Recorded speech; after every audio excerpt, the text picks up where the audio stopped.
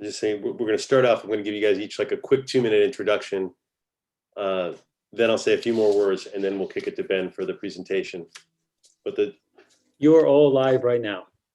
All right. All right. Well, welcome. Hello. Welcome to Reimagining Public Safety, Unarmed Options, a virtual presentation and a question and answer session where we're going to give Angelenos an opportunity to learn about one of the nation's most successful unarmed crisis responder models. It's called Cahoots, and they've operated in Eugene, Oregon for 31 years. Today, we have two very special guests with us. We have Ben Climer, who's previously worked for Cahoots and now works as an independent consultant. And we have Eugene Police Chief Chris Skinner. He spent his career committed to public service, and he can give insightful perspective into the collaborative work between police and unarmed responders dealing with community needs. So we're going to start out and give them each about a minute to tell us a little bit about yourselves, and then we're going to move into a presentation and some questions. So we'll start out with the chief. If you would give yourself a quick introduction. Well, it is certainly a pleasure to be here. You know, we've had quite a bit of an attention nationwide and really worldwide around a program that we have largely maybe taken for granted a little bit. We didn't realize what we had kind of gotten ourselves into and just how successful it had been, because it's just our, it's just our paradigm. It's our norm here. But as I continue to have these conversations around the country, it's just such an honor to be a part of the conversation, especially around police reform and how maybe we can reimagine what policing looks like in the 21st century, and how we can help other jurisdictions help reimagine those kinds of things. So I've been the police chief in Eugene for almost 3 years now. I've been a chief somewhere for almost 10 years now, and just finishing my 30th year in law enforcement. And I think having been in a couple of different jurisdictions gives me a unique perspective, because I'm not so close to the problem that I can't see some of the gaps that we have in our profession. And so it's been really valuable for me. And I can tell you over the 30 years, I can see where this profession has had significant mission creep, where we have society asking our law enforcement professionals to do more and more and more, as we have services that are just failing individuals in our community right now. And so I'm excited about how maybe we can reverse that trend. Great. We're excited to learn from your experience. Ben, if you could give us a quick introduction of yourself. Yeah, I'm Ben Adam Climer. I'm a Los Angeles County resident, and I have many family members and friends that live in the city of LA. I work in the city of LA with the Department of Health Services, and I also, in my spare time, do the Cahoots consulting, where I help other cities and regions think about what it would look like to have a Cahoots-style mobile crisis program in their city. And I worked for Cahoots for 5 years, just 5 fantastic years from 2014 to 2019. I started out there as a crisis counselor, and I spent 2.5 years doing that before I got my EMT license, and then I worked in both roles. I also was the first ever schedule coordinator for the team, and just really enjoyed my time there. Chief Skinner and I overlapped by about 2 years.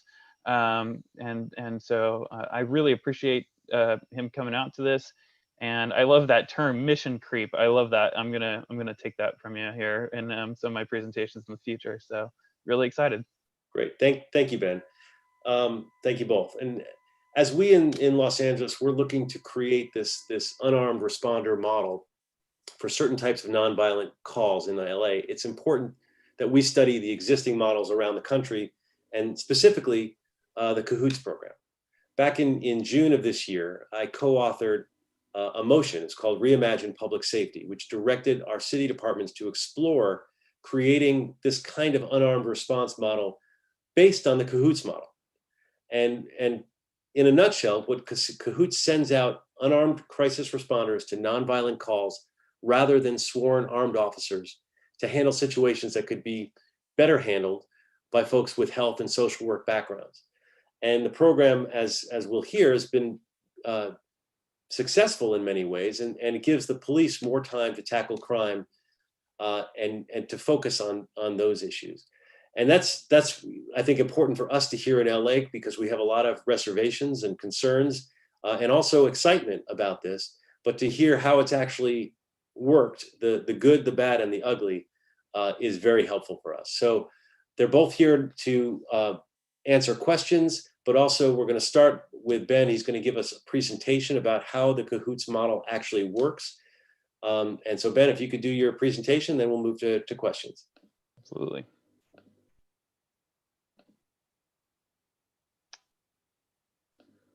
Okay.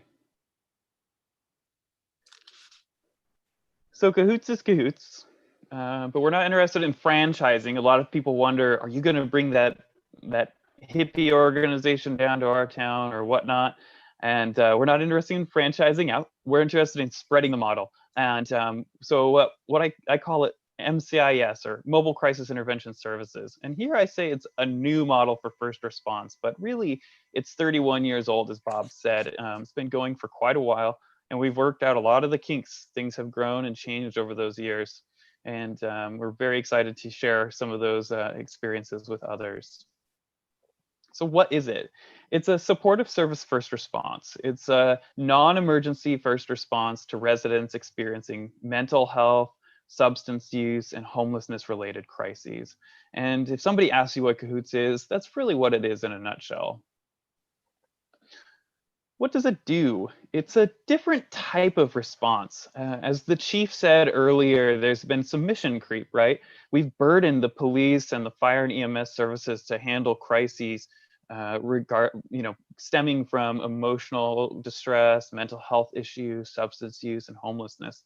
And so we really help to sort of lift the burden off of those services so they can focus more on the emergency issues at hand.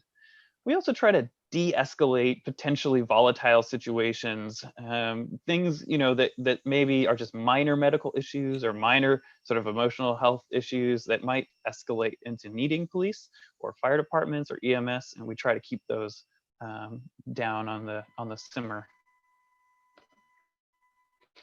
How does it work?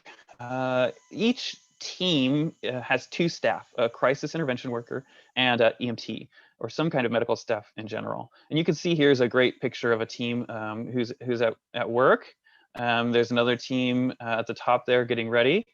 And the crisis counselor really gives us a lot of ability to de-escalate crises, do some crisis conflict mediation, some social work intervention, referrals, things like that. And one of the very unique things about our model, in contrast to other mobile crisis teams, is that we have an EMT. This can be an EMT basic, a paramedic, and sometimes even an RN. These folks really allow us to do things like check someone's blood sugar and when we might think that they're intoxicated, but actually they're just hypoglycemic, or do minor medical evaluations, or maybe if you have someone who's self-harmed, they can bandage those wounds. And we can do all that independently without needing the assistance of emergency responders. The other very unique thing about our model is that you access us the same way that you would access the police department or the fire department. You call usually the non-emergency number, although sometimes people call 911 and the call takers understand that this is really more of a Cahoots call and they will divert it to us. But most of the time you get us through the non-emergency number. The call takers take the calls, the dispatchers will qualify and prioritize those calls and then send us out accordingly. And we wear police radios and we're attached to that system. So the most common type of call that we go on is called the welfare check. Some cities call it the wellness check. This can be on a broad range of people who are sleeping in parks, people who are not returning phone calls, people making vague or even sometimes explicit suicidal statements via text or social media.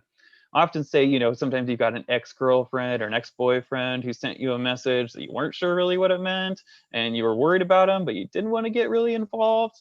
Call Cahoots. People who are unseen by neighbors, and then just your everyday person who's, sort of having some kind of mental health issue. They're on the street, they're screaming. Just got, want somebody to go check on them. They're not breaking any laws. They're not dangerous. Send Cahoots. So who receives services? Everyone.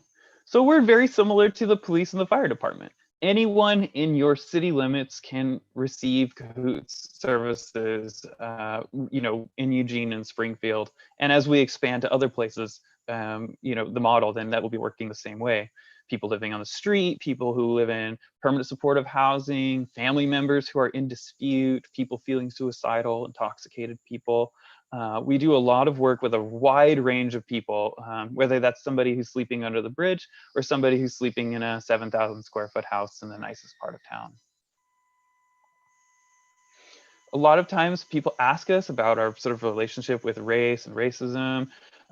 So just a few points. We do prevent people, Black, Indigenous, people of color from police interactions who are in emotional distress and mental distress just by very existence. We also don't rely on the sort of white Western model of mental health. Some people may interpret their experiences differently than thinking of themselves as having schizophrenia or something like that. So in a very ethnically diverse place like Los Angeles, this is a great model because it means that we'll meet people where they're at. Also, we just provide exciting community jobs. I often tell people that sometimes working in the middle of the night on Cahoots makes you feel a lot like you're Batman, running around and helping people out. It's a great job. It's a great job for people to help out their own communities where they are. So a little bit about outcomes. Some of these interventions I've already mentioned, but one of the major ones that we do is we do transport people to staffed services. This can be really useful for people who are fresh to being homeless, people who just don't know about places they can go to receive services, how to get in touch with a therapist, that kind of stuff. We also do a lot of conflict mediation for families. You're a teenager or is fighting with your parents. There's a lot of domestic support for people. We also have a really great relationship with the local food bank. They provide us some food and we're able to hand it out to people on the street or people who are food insecure in their homes. So there's Eugene Police put together a recent report, and they said that we're somewhere between 8 to 10% of the police calls we're diverting, which we feel really proud of. Also, a lot of times people ask, what about the safety of the Cahoots workers? Are they safe there? And we say, yes, we're very safe. We only had to call for the police with lights and sirens 24 times last year. No Cahoots worker has ever been injured on the job. None of them have ever been stabbed or shot.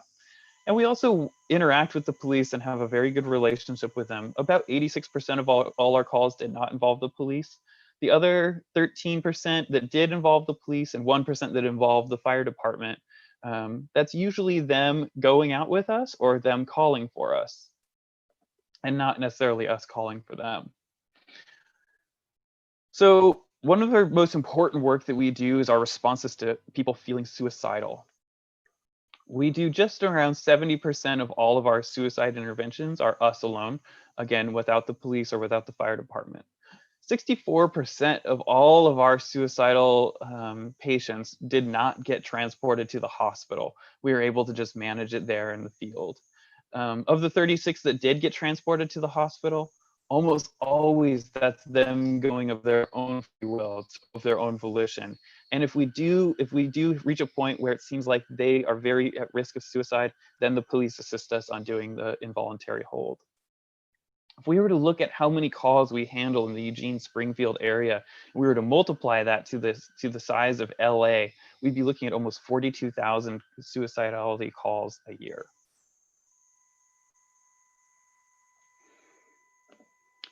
So we also, because of our EMT presence, we also do a lot of assistance on taking some non-emergency calls that would normally go to the fire department and result in ambulance transports. We do right around 3,000 what we call emergency room diversions every year and about 2,000 ambulance diversions. We found that we saved the local EMS, Medicaid, and hospital system about $8.5 million from all these efforts that we've done on trying to take care of folks, wound care, minor medical assessments, and all that type of stuff, so that people don't wind up in the emergency room. A lot of people, especially people who live on the street, they use the ambulance and the emergency room as their primary form of healthcare. And so by having us there, we can take care of some of those minor things that are results of them just being on the street that would normally send them to the emergency room. So just look at a little bit of numbers. Eugene Springfield population is about 230,000.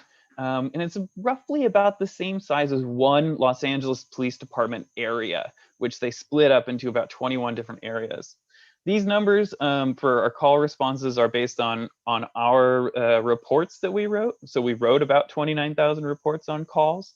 We were dispatched to, I think, about 20,000 calls, and we made it on scene to, I think it was 16,000 of those, although the chief could be more precise on that, I think. And that was in Eugene, and in Springfield, we made it to about 6,500 calls in a year. Eugene's a bigger city, it's about 170,000, and Springfield's about 65,000 people. So this is another thing that a lot of people ask about, so I want to make sure that I touch on it really quick, and what it would cost to do something like a mobile crisis team like Cahoots in the city of LA. You can see it really wouldn't add that much. It wouldn't cost all that much. This is about how much it costs for the police to go on a call. It's about $1,000. We would be much cheaper, and that's largely because we're doing non-emergency work, right? We're not the emergency responders. We're doing non-emergency calls. I often say it's non-emergency costs for non-emergency calls.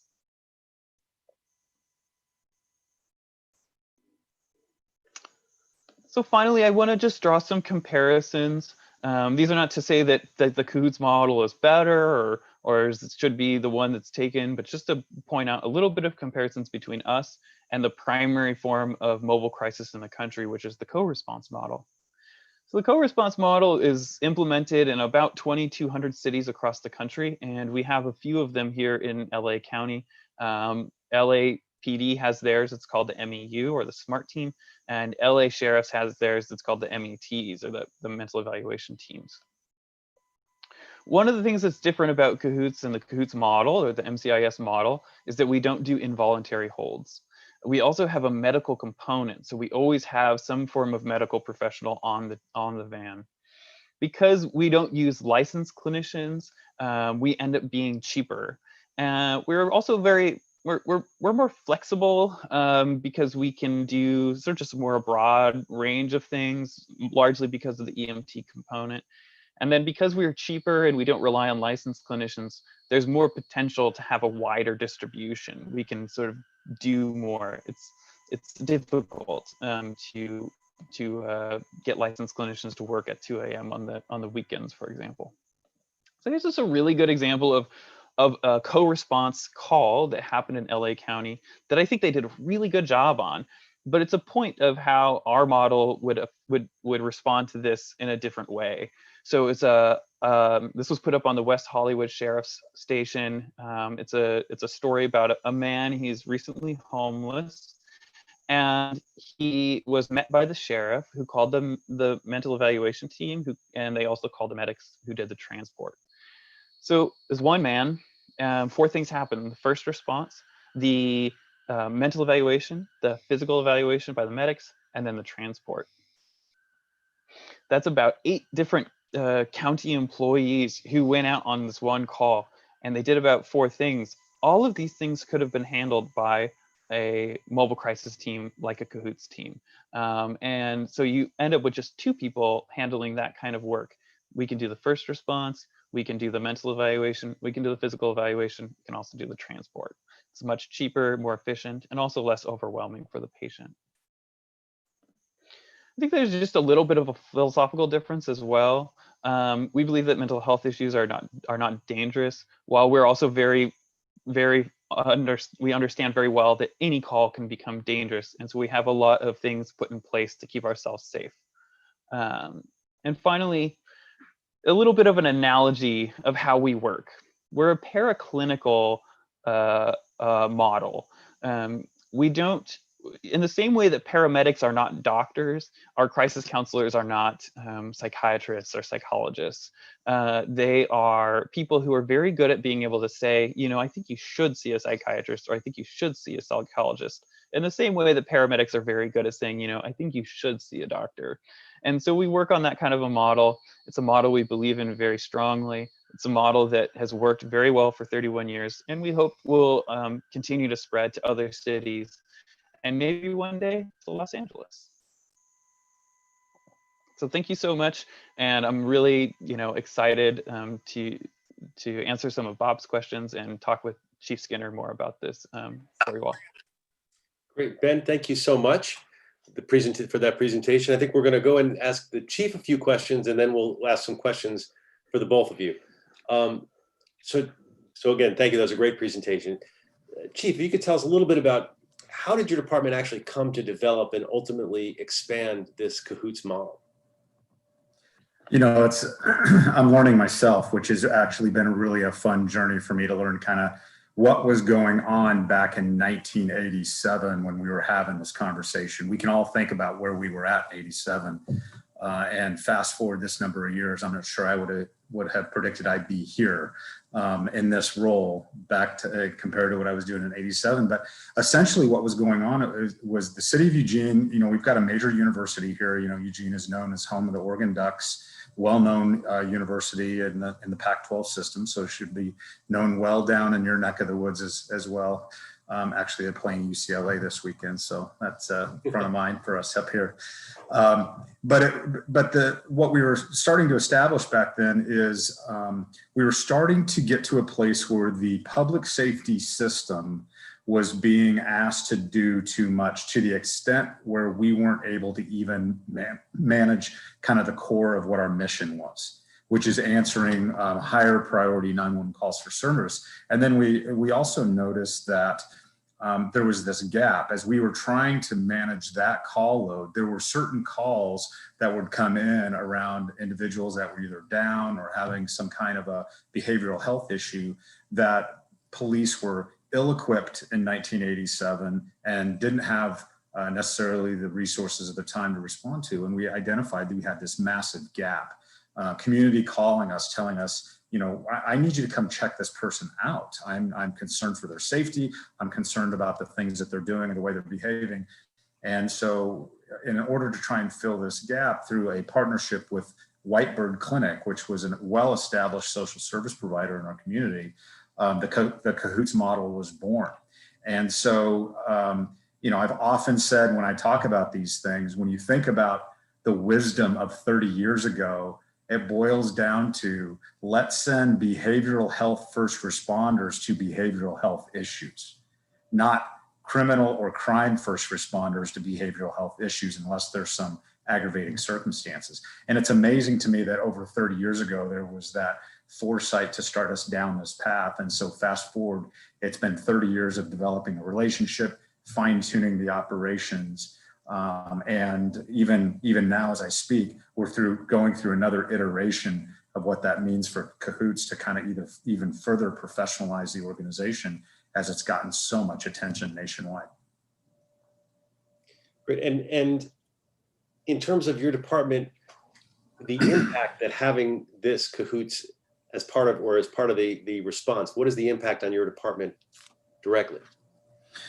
You know, it's interesting, and you know, it's just a part of our culture. You know, so many people ask me, how do the police get along with these hippies?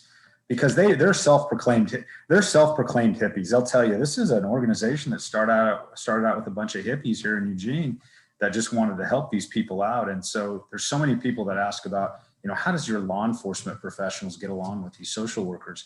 And it's a part of our culture. I mean, most of them have grown up in that. Our new ones that we hire are well-versed and well-educated and accepting of kind of them being a part of our system. And as was articulated in the presentation, you know, it fluctuates when we think about the number of calls for service that they divert, which when then free our time up. You know, it fluctuates as between anywhere from 6 to 8 to 10, depending on the years. We see it kind of go up and down, but it stays in that range. The piece that is so interesting to me that's really hard to quantify, and it was touched on, is that it's hard to articulate how many police responses they prevent from happening.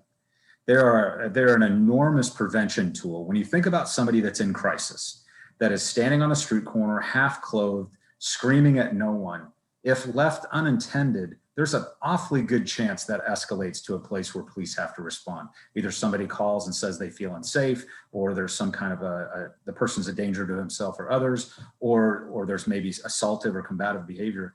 But when you have the ability to send a differential response like Cahoots, it really acts as not only a stabilizing force for that individual, but I think it overwhelmingly prevents us from having to respond when we get Cahoots out there. That's a great point. A really interesting perspective.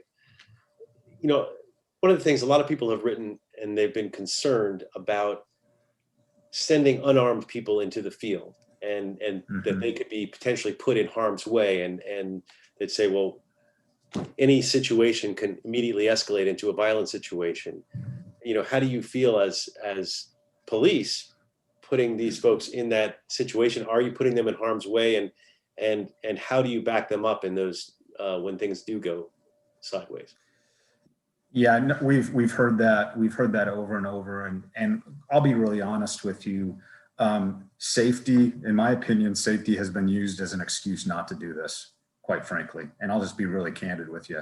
I think it takes a community a lot of courage to do something like this, and unfortunately, they anchor it to safety when they choose not to at least explore this option. And I think it's unfortunate that we're not willing to have the tough conversations around whether it's safe or not. I will tell you that the first thing that is successful about this model, and again, I'm really clear about saying this is not a one-size-fits-all type of situation. Every community has its own unique needs, its own landscape. It needs to be built to meet those community needs. What works for us in Eugene, and what we found to be so successful, is the fact that all of the calls, not all of them, most of the calls for service come through our dispatch center and give us a chance to triage those for safety on the front end. And so if there's even a chance that maybe there's a weapon involved or unsafe behavior, we will either not dispatch Cahoots and send a police officer, or co-dispatch Cahoots and a police officer, where there can be a warm handoff if there needs to be. And so that's the first measure of safety, is it starts with our what I call our first responders, which is our highly professional dispatchers and call takers in our public safety answering point that are fielding these calls. That is 100% key to safety. I think the other thing that provides for safety is the fact that when Cahoots shows up, they don't look anything like law enforcement. And that's on purpose. It's on purpose that this program is not folded underneath the police department or government, because that's how they keep their legitimacy and their trust and their unique brand experiences. They show up in blue jeans and a t-shirt, and they look just like the people they're trying to serve many times. And when that happens, it has a tendency to immediately de-escalate things. It gives a sense of, for the individual in crisis, a sense of safety and calm, as opposed to, and we always talk about, let's field a police department that looks like the community they're serving. The problem is they're still wearing a uniform and a gun and a badge. And that is really, really scary for people, regardless of the color of skin that the police officer has. And in this particular case, they show up not looking like a police officer. And so it has a tendency to calm things down. And they already, right out of the gate, out of their presence, have a tendency to de-escalate those types of things. The last thing I would say is, in the event, the few events that things start to kind of spiral out of control, is that good training by Cahoots staff to recognize when they're in over their head or getting out over their skis a little bit on the safety aspect, and having the ability with a click of a radio mic to ask for help, and our unwavering commitment to respond to them, code 3, which is as fast as we can get there, to help them out, I think gives another layer of safety for them and comfort, and knowing that they can go into a difficult situation, knowing that they have their police partners somewhere in the city that are ready to respond in the event that they need them. Yeah, that's a great point. And obviously that partnership has got to be real for it to work, and obviously developed over these years. I'm going to start moving into some of the questions that a lot of folks have written in us. We had over 120 questions already sent to us, and we're just trying to pick out some of the general ones. But one is kind of a follow-up to what you just said. I think this would go to Ben. When you do show up in jeans and a t-shirt, how do people know that you're not just some guy off the street? How do they identify you? You know, what is that balance between being one of the people, but also being recognized as a service worker? Yeah, and just, want to first and foremost say those were fantastic answers by the chief, and I really appreciate everything you just said. It was amazing.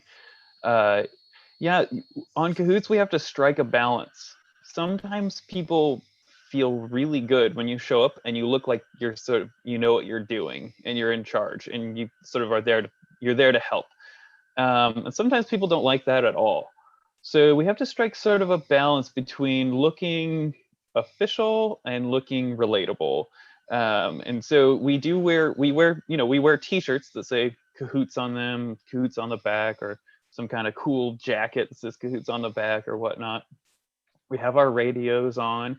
And so when we show up, we have a sort of confidence about us. We make sure that we train people to be sure that when they're walking into these situations, they're giving off an air that this is a situation they know how to handle. This is a situation that they can help.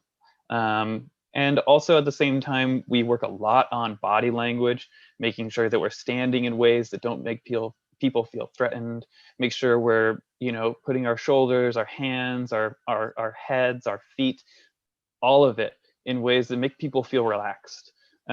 We think very, very closely about minute details. Should I tuck my shirt in? Should I leave it untucked? All these types of things. And all of that goes into doing a good crisis intervention. Great, thank you. Here's a question I think that would, for both of you really, which is there agreement or disagreement over what issues the police handle versus Cahoots? And has that changed over time? And is there a tension on deciding who gets what? Like any family in a relationship, there's going to be disagreements. So I'd be lying to you if I didn't say there's been times where I think Cahoots felt like sending police was a little bit heavy-handed, and there's been times where Cahoots have gone to a call that we felt like was dangerous enough that we should have been the first ones in there. Those are far and few between. The beauty of when we have that conflict or those arises, we have a system and a mechanism built in where we have standard operations meetings where we're meeting and having these conversations. It very rarely does anything go any length of time without a discussion and some consensus around how we're going to move forward. And so resentment just doesn't fester between the two organizations. And that's been really, really key to that relationship. This is like any other relationship in our lives. It takes an investment on both sides and a commitment on both sides.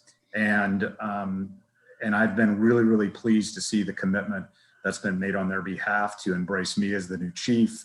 And I've been committed to them to make sure that I'm accessible and very, very responsive when they have issues. A great example of that is we were struggling through this time of equity and inclusion and access. That, for instance, our dispatch center, when you called and they answered the phone, oftentimes the pre-recorded answer or the call taker would say police and fire. Now it says police, fire, and Cahoots, and we're working on having their own, we're working on having their own phone number so that people don't feel like there's people that don't want to call the police for a variety of reasons, even if they're really, really legitimate. So we're trying to give them alternatives to do that. And that was born out of one of those meetings. We've got MDTs, mobile data terminals, that we've installed in their cars, the tablets where they can monitor their own calls and manage their own call volume. That came out of a good conversation around delays in response and how we manage those calls better. So I could go on and on about examples about how we solve potential conflict as a result of a system we have in place, but maybe more importantly, the investment we have in each other on the relationship.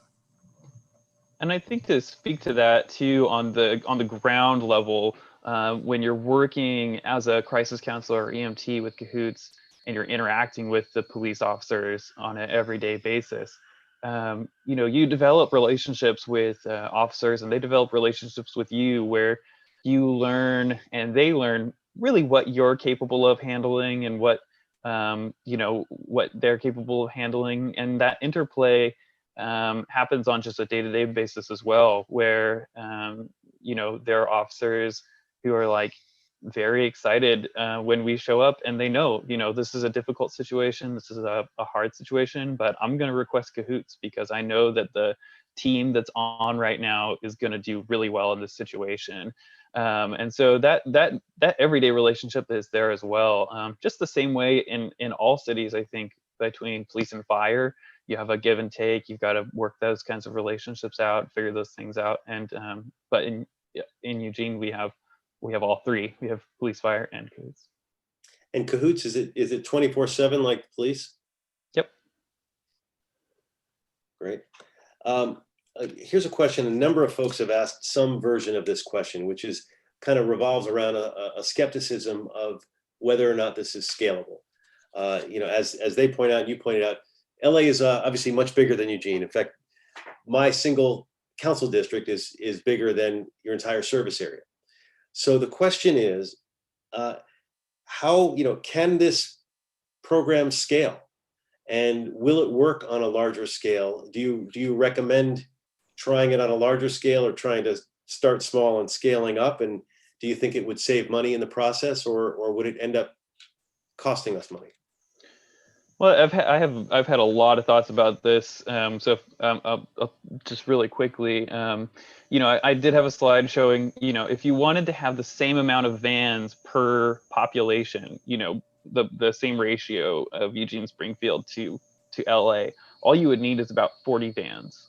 And the thing is that the LAPD, they break up the city into smaller sections. And each one of those small sections is about the same size as our service area. And so when we're thinking about, how could we scale this up into the city of LA, it's quite simple. We just kind of break it down into the service areas, and then think about how many vans we'd need in each one of those. And then obviously there'd be some questions like, would we put more on Skid Row or whatnot, and which parts of the city would need more or less and things like that. But I think it's very doable here. Yeah, I would agree with that. I mean, with good analytics, we can identify whether we're in Eugene or in Los Angeles. With good analytics, you can determine, just like we have done for years in police work, time of day of week types of deployment strategies. And so you'll have parts of your city undoubtedly that are plagued more by these behavioral health issues than others. And so the all for one for all mentality may not work in Los Angeles. And so you can pick that area that you think is most profoundly impacted by behavioral health issues and start there.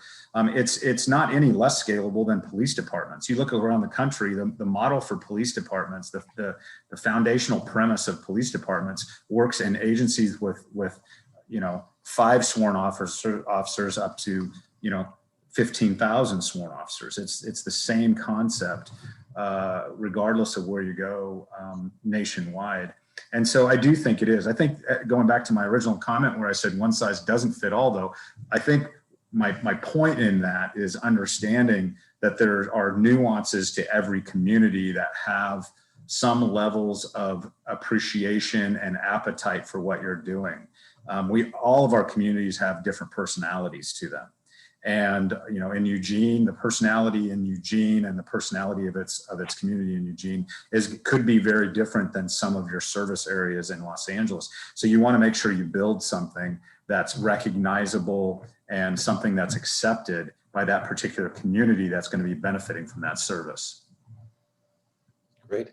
And speaking of communities, a number of folks have asked about, are there efforts to send out someone who is from a particular neighborhood, or a person of color, or some other affinity to serve people of that affinity or of that neighborhood or geography? Is that a consideration in your dispatching? I think that, the quick answer is no, largely because when you think about the officers that we have on, and anybody that knows about public safety and collective bargaining units, that most times you have shifts of officers that have been bid based on seniority. And so you kind of get what you get when it comes to that. And Cahoots is largely that same way. When you think about the challenges of hiring, training, and quite honestly, retaining really good staff, which is difficult in every organization, to include Cahoots. you have so few staff on that you just don't have kind of that option to be able to say, well, when you only have one van on with a paramedic, EMT, and a crisis worker, that's what you're getting when you dispatch. And so I think in our situation, because we only have one van on, and in some cases 2 vans on 24/7, we don't have a lot of options. What we found to be more critical, and what we're starting to see now, and we have to fix, is the amount of time that it takes even Cahoots now to get to some of these calls because they're so overwhelmed and so busy. And so getting somebody to respond regardless of who it is in a timely manner is priority one for sure, and especially when it comes to kind of de-escalating and stabilizing a crisis like that. And there has been work done by Cahoots to increase the, the equity, the race equity on the team. And they very recently created a very small position to be an outreach to the Latinx community in Eugene and Springfield, which is a fairly significant portion of the population. So they have been doing a lot of that kind of work. And I think we have often been very, very certain to have gender equity. We're a very gender equitable team with many women, non-binary, trans folks on the team of all sorts of sexual orientations and so on as well. Great. Some folks were asking, can the Cahoots or the police department enlist the assistance of psychology interns who can gain work experience toward their credentials? In what respect is the Cahoots program used as a work development tool for folks? Yeah, sometimes I feel like too much, where I wish they'd stick around a little longer. But no, we do have we do serve as a wonderful opportunity for people to really get to do the work, the kind of social work, counseling work, kind of type of stuff in a wide array of circumstances. You see people in every kind of circumstance of life, which really helps people develop a good ability to work with anyone and everyone. And so they make great, therapists, emergency room doctors, physician's assistants, and things like that. And we frequently have people come through our program that are doing their master's degree. They get their master's in social work, and then they spend 2 years with us doing their hours, and then they become licensed clinical social workers, and then they move on to do other things, or they get their hours to go to physician's assistant school. So, thinking about this in terms of Los Angeles as well, we have a lot of opportunities for people to do those types of things, but this would be one more great opportunity to really train people and get people that experience, on the street, in the field, really doing the tough work. We've had a couple of different questions about domestic violence. So what about, domestic violence? I could certainly see as a police matter. It often can escalate to a violent situation, but it also may be the classic type of problem that could be handled by a mediator. How do you handle those issues, and how do you decide whether it's police or whether it's Cahoots, and how do you avoid it escalating on a Cahoots worker? Yeah, we have not gone down that path yet, where we have felt comfortable having a Cahoots worker be the first responder. If there's one thing that is important for us to understand is what history tells us, and what our statistic and data analysis tells us, is that domestic violence or family violence is can be one of the most volatile situations that even a police officer goes into. I think where we have an opportunity, though, is to think about what we do around aftercare or advocacy care after we're able to stabilize the situation. In the state of Oregon, it's a mandatory arrest if there's probable cause and we identify the primary aggressor. It's a mandatory arrest for family members, and removing that abuser from the home, and being able to call in a Cahoots type of worker to come in and help stabilize somebody that has just been in a really, really traumatic situation. I think that's an opportunity for us to develop kind of deeper into this model. But I would, at this, unless it's a really, really unique situation, you know, our police officers are so skilled and trained in being able to go in and be able to do the investigations and identify the primary aggressor. And that's part of Cahoots, like I said earlier, as part of what we don't want Cahoots to ever be confused with is an enforcement arm of the police department or enforcement. We want, when Cahoots shows up, we don't want people to automatically assume somebody's going to jail. That's the last thing we want. So that, but in many domestic violence situations, it is mandated that somebody is going to jail or being arrested. And so it doesn't make a lot of sense for them to be the first in, but it may make a lot of sense for them to be the last in, especially when we have a victim that's really, really struggling. There might be some opportunity there for them to provide some care. Yeah, usually when I talk about this, there's a key piece of that phrase, right? Domestic violence, and you know, in Eugene and Springfield, violence is handled by the police, and so they of course are the ones responding to those calls. That being said, there's a ton of things that happen in families that are distressing, overwhelming, maybe even scary. Conflict, yelling, upset folks that need some kind of conflict mediator. And so when it's not, you know, a violent situation, then we can respond. And very frequently, as Chief was saying, we're often sort of like the second responders, coming out, and things have calmed down maybe just a little bit. Now we can do a mediation, or the perpetrator's been arrested and the victim really needs some consoling, some comfort, just that human connection, a positive human connection after such a negative human connection. And I've been on a lot of calls where we've done that kind of stuff, and it's a very overwhelming experience, but also a very powerful experience to be able to be with somebody who was just feeling like their life was about to end, and to just connect with them and make sure that they feel supported. And so we can often go into those situations just to provide that kind of a service.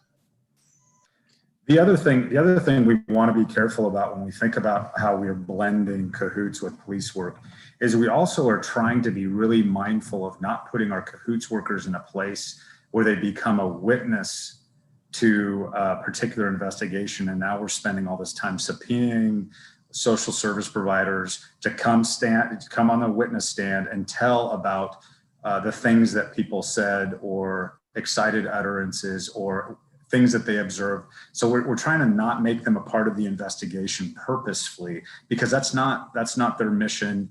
And it starts to blend that line between being really the social work, crisis work aspect, and kind of that investigative enforcement work. So we want to be really careful about not putting them in that situation.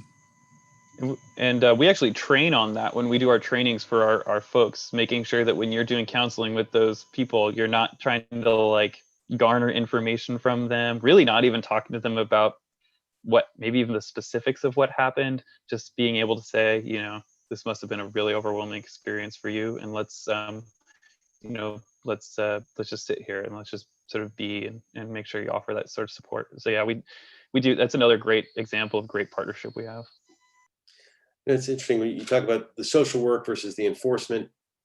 I imagine that dealing with homelessness, that those issues might get merged. And you know, you have anti-camping laws in Eugene, and if you have someone who is, you know, homeless folks who are in an area that they're not supposed to be in, do you send out Cahoots workers, and do they are they part of that enforcement? You know, which on the one hand, a lot of folks want non-uniform people to do the enforcement on those kinds of things and to be dealing with the homeless, but on the other hand, you don't want to have your social workers being charged with enforcement. So how do you handle that dynamic? Well, you know, we're certainly trying to get out of the illegal camping business. It's not, I don't think that's the role for law enforcement, to be enforcing city ordinance violations around illegal camping. Having said that, I understand why it exists, and especially in our parks, but we need to match a different resource with that need. I think that's what police reform is about. That's what we should be talking about, is finding different resources for the needs that we have in our community other than a badge and a gun. And if you can't tell, I feel pretty strongly about that. And Cahoots is completely overwhelmed with the crisis response they're doing now. And many of the camping situations we have aren't by definition an overt crisis. Some would argue that by the mere fact of being homeless and being unhoused and living where they're living is a crisis, but it doesn't necessarily meet the definition for a dispatch call for service with Cahoots, and their hands are full with the things that they're doing. What we're trying to do is think about this a little bit differently and go down the path of homeless outreach teams that have this ability to connect with our unhoused population, connect them with services, and find them a better place to be other than where they're at. And so that's kind of a work in progress here in Eugene. But I would say that we need to be, much like I was talking about Mission Creek for police officers, and how we've gotten to this place where everybody calls 911 when they don't have the answer to their questions. We also want to be careful not to have too much mission creep with our Cahoots program, where they end up being all things to all people. If we can be laser focused on what their mission is, then let's be excellent at a few things instead of mediocre at a bunch of stuff. And I just can't stress enough that we don't want to just keep dumping more and more on the Cahoots until we explore this kind of matching resource with the need. Yeah, and I appreciate that so much. And I think a lot of people come to me and come to us asking us about our service and think, or even outright say, yes, this is the solution that we need for X, Y, Z, A, B, C, D, E, F, G, H, I, J, K, all of that kind of stuff. And it's like, no. There's things like housing, there's things like outreach teams, there's things like case managers, there's things like, a whole slew of other things that can help with these types of things. And we are very, very focused on crises that derive from mental health, substance use, and homelessness, as I said in my presentation. These crises can derive because of where people live. So for example, you live in sort of unsanitary conditions because you're experiencing homelessness. You might end up getting something like trench foot or a wound that needs to be cared for. Perfect. We need to sort of like handle that kind of a thing, but we're not going to solve that thing that sort of caused the crisis to start, right? We're only going to be able to respond to the crisis. And so that's very much what we're centered around. And the conversation around sort of managing the social ills of our world needs to be obviously much bigger than just a Cahoot style team. Question about liability. You mentioned that the Cahoots folks, they're not licensed clinicians. It's cheaper, but and by the way, LA, we get sued all the time for everything, and especially our police. We have, we pay out a lot of money in that. How does it? A couple of questions. One, does it have Cahoots been sued? Have you lost a lot of lawsuits on this? Why or why not? And does it help avoid liability issues with the police, or does it potentially create liability issues? Oh, I can let Chief answer that last question, but we haven't been sued, and we do have a lot of different sort of measures set in place to manage that liability. One is that we do have the ability to access those emergency responders, like the police and the fire department, very rapidly and very easily. Another is that our EMTs all work under the license of a doctor. So we do have a medical director who controls sort of what we can and cannot do and what our services are. And then we also pay for liability malpractice insurance that goes into our budget and that we pay for. And then there's a ton of other stuff I could talk about that goes into training, that goes into even just how the vans are set up and how they're constructed on the interior that help keep us safe and therefore manage our liability. Do you want to add to that? One of the things that's been really important, and certainly happy to share this, is that we've got a really, really specific service contract with the Cahoots that lines out who's responsible for what, and with performance expectations. which I think is really, really important. So this isn't something that just haphazardly, we spend $1 million on a year for a contract and we hope that it works out. It's actually a very, very detailed contract. And I think there's some protection in that contract for both entities so that we can identify where those liabilities lie. It'd be my guess that most people that want to file civil suit, it's probably not a great strategy to file civil suit against a nonprofit. So generally speaking, the civil suit comes our direction. Government has a tendency to be seen as the bigger pocket, or at least the deeper pocket. And so those will come our direction. It's been interesting though, when I think about at least the 3 years that I've been here with as many suits as we've had filed, and we're in the same boat, Bob, as a government agency, we have our fair share.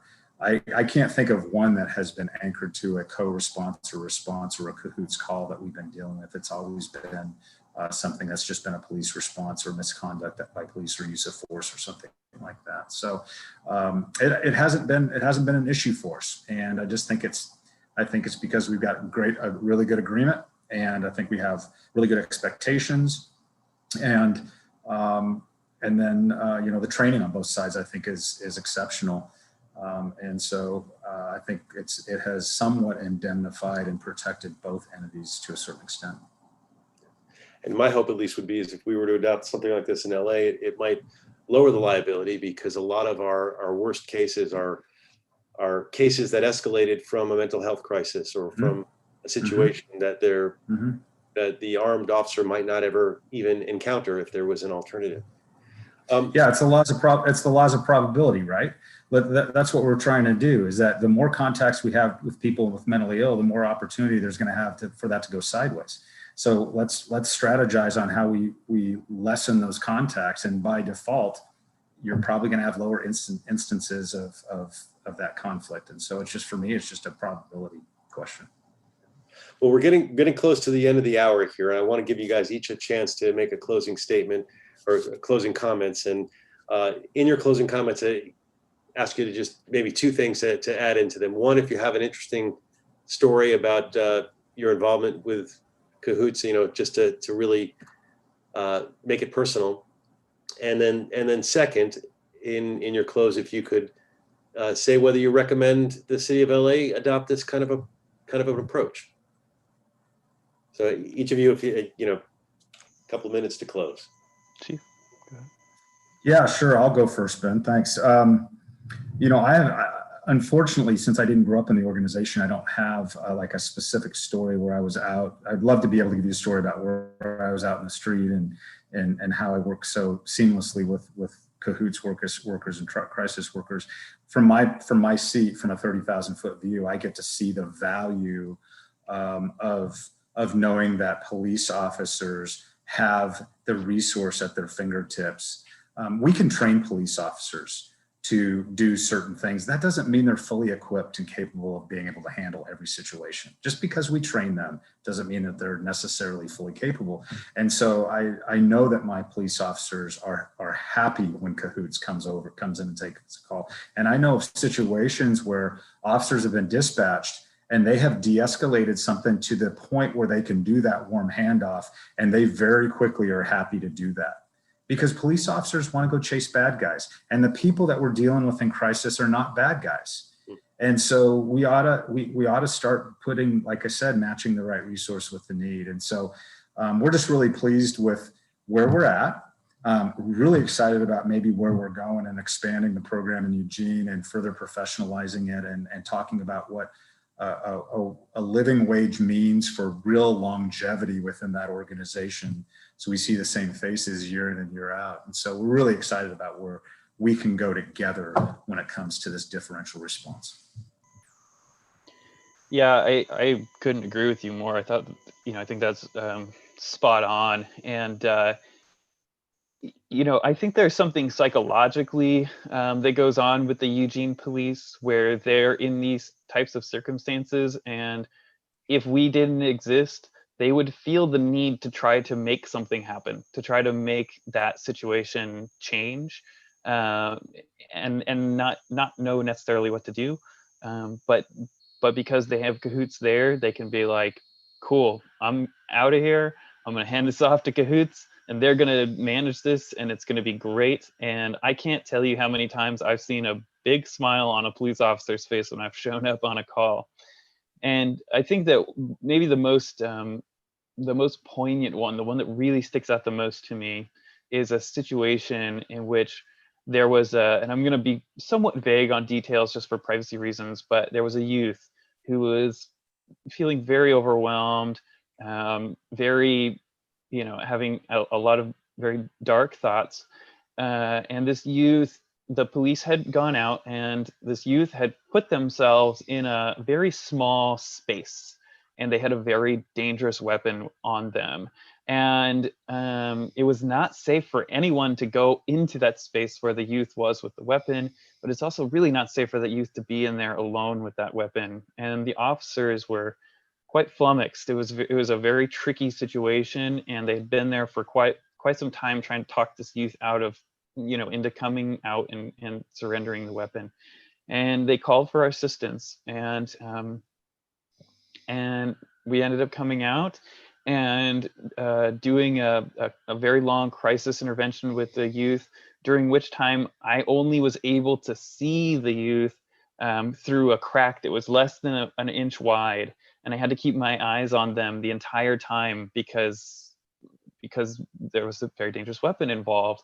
I was able to empathize, listen, empathize, get the youth to come out to surrender the weapon, and in the end, the police and the youth and us all had a very meaningful conversation, and no one was harmed. The situation could have gone very badly, and it didn't. It went very well, actually. No one was arrested. No one was taken to the hospital against their will. It was just one of those moments where you were like, wow, that was one of those things that can turn into a news story very quickly, and didn't. And it was a great story of partnership. So and I just want to say thank you for this opportunity, and thank you, Chief. It's been wonderful presenting with you. Yeah, you as well. And Bob, if there's one thing I would say around the recommendation for your area is, I don't want you to be 5 years from now and look back and wonder if you should have done something different in 2020. It's time to be bold. In my opinion, now is the time for courageous decisions. They can be thoughtful and they can be intentional, but I often ask people, what about what you're doing now is working? And if the answer is nothing, then it's time to do something different. Great. Couldn't agree with you more. Yep, absolutely. I really want to thank you both for your insight, your willingness to talk about these things. Ben, Chief, in fact, Chief, I also really appreciate you being on the forefront of these issues with this progressive approach for law enforcement.